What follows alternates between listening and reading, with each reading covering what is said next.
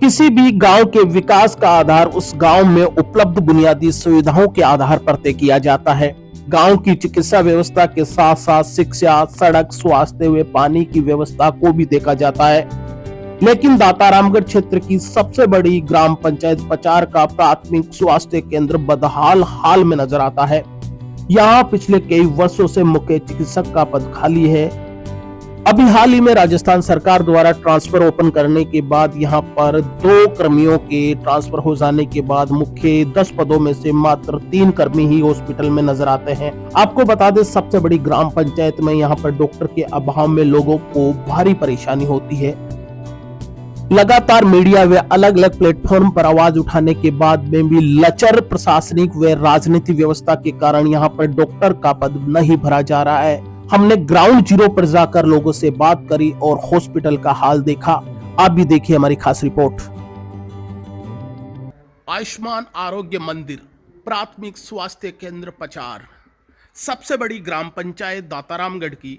और इस ग्राम पंचायत की अगर मैं स्वास्थ्य व्यवस्था की बात करूं तो ये खुद हॉस्पिटल अपने आप में एक बीमार है। अगर संस्था के कार्यरत कर्मचारियों की सूची में आपके सामने रखूं तो यह सूची बहुत पुरानी है।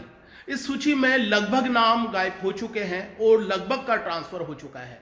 यहाँ पर मात्र 2 कर्मी बचे हुए हैं। मुख्य चिकित्सक का पद यहाँ पर कई वर्षों से खाली है। लैब टेक्नीशियन की बात करूं तो जांच का यहाँ पर पद कई वर्षों से खाली है। तमाम पद खाली होने के बावजूद भी ये हॉस्पिटल है अपने वजूद को लेकर खड़ा है। यहाँ पर आपको दवा देने के लिए एक कर्मी मिलेंगे और यहाँ पर एक नर्सिंग कर्मी बतौर आपके बीमार होने पर आपको दवा लिखने की बखूबी जिम्मेदारी निभाएगा। ये तमाम 2 के सहारे ये पूरा हॉस्पिटल है। और जहाँ दावा किया जाता है सरकार की तरफ से कि हम लोग बुनियादी सुविधाएं हर गांव में है, हर शहर में है, चिकित्सा की सुविधाएं वो बेहतर करेंगे। लेकिन मैं जिस गांव से आपको ग्राउंड जीरो पर रिपोर्ट दिखा रहा हूं, यहां पर सवाल खड़ा होता है। कई जनप्रतिनिधियों से हमने बात करी है, मीडिया के माध्यम से कई बार इस गांव का हमने है वो हाल बताया है, लेकिन वर्षों से यहां पर मुख्य चिकित्सक का पद खाली है।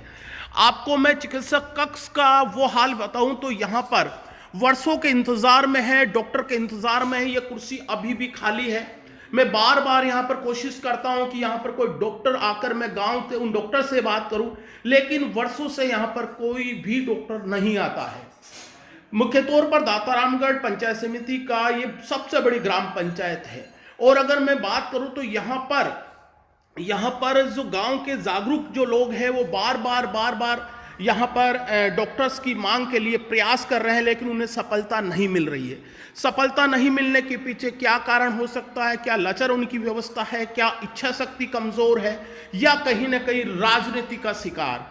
कई बार मीडिया के माध्यम से हमने कोशिशें करी है कि इस गांव में अच्छा चिकित्सक चले, अच्छी डॉक्टर व्यवस्था हो, यहाँ की बुनियादी व्यवस्था पूरी हो, लेकिन हर बार है निराशा हाथ लगी है।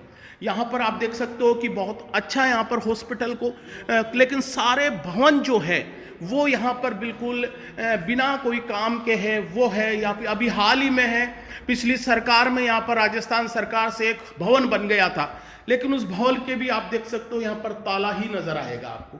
ये सवाल खड़ा होता है आखिर क्यों?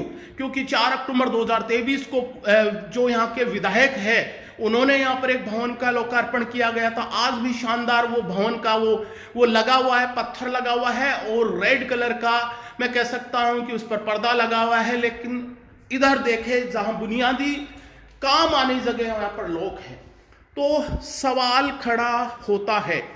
अब किसे जिम्मेदार लोगों को मैं कहता हूँ कि इस पर पछतावा, शर्म जैसी भी कुछ है वो करनी चाहिए, क्योंकि एक बुनियादी चीज़ पर आप देख सकते हो कि एक जिम्मेदार लोगों को चाहिए कि उनके गांव की बुनियादी सड़क, पानी, चिकित्सा व्यवस्था दुरुस्त हो। मैं बाकायदा यहाँ पर ग्राउंड जीरो पर आपको हर चीज़ दिखाने की कोशिश कर रहा हूँ और ये आपको बताने की कोशिश कर रहा हूँ ताकि आपकी जिम्मेदारी, आपकी एक गाँव वाले की जिम्मेदारी बनती है, एक शिक्षित नागरिक की जिम्मेदारी बनती है, एक उस प्रत्येक व्यक्ति की नागरिक जिम्मेदारी बनती है जो अपने गाँव में चिकित्सा जैसी व्यवस्था के ऊपर वो आदमी ध्यान नहीं दे रहा है। यहाँ पर हमने डॉक्टर्स के लिए कई बार प्रयास किया है लेकिन सफलता नहीं मिली है।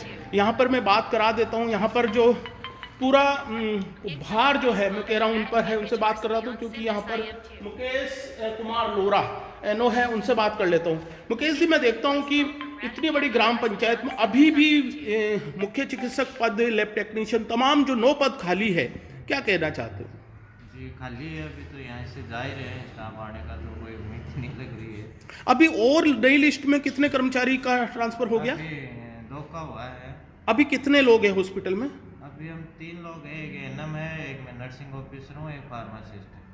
तो ये तो बड़ा किस तरह से मैनेज करते होंगे? अगर मान लीजिए कोई बड़ी सिचुएशन का कोई मरीज आ जाता है तो दिक्कतें होती होगी? दिक्कत खूब होती है सर की, हमारे पास पेशेंट खूब है, ओपीडी खूब चलता है हमारा, लेकिन कर रहे हैं कि चलो जनता की सेवा। जांच के लिए या तो दातारामगढ़ जाओ या किशनगढ़ रेनवाल जाओ? जांच के लिए दूर ही जाना पड़ता है, अपने इधर काफ़ी वर्षों से बंद पड़ा है लैब, इधर लैब टेक्नीशियन नहीं है, डॉक्टर नहीं है, काफ़ी वर्षों से चल रही है समस्या। देखो सरकार, एक कर्मी खुद सरकार के अधीन है कि वो उम्मीद करता है कि सरकार जो है वो उनकी व्यवस्था को दुरुस्त करेगा, और यहाँ पर एक पूरा दो दवाइयों का मरीज आए उनको दवाई देने के लिए जो दवाइयों का देने के लिए मैं देख सकता हूँ उस कक्ष में भी आया हूँ, बात करा देता हूँ। क्या है कि लगातार मैं कह रहा हूँ कि वो हॉस्पिटल से कर्मी जा रहे हैं, तो ये तो थोड़ा अच्छा संकेत नहीं है? नहीं साहब, बहुत समस्या का सामना करना पड़ता है। हम लोग कर्मचारी हैं यहाँ पे, तो सभी आगंतुकों को भी सेवा करनी पड़ती है, जिसका मैनेजमेंट होता है उसको भी मेंटेन रखना पड़ता है, और हमें यानी कि पैसा पानी जाने के लिए भी बहुत समय नहीं मिलता।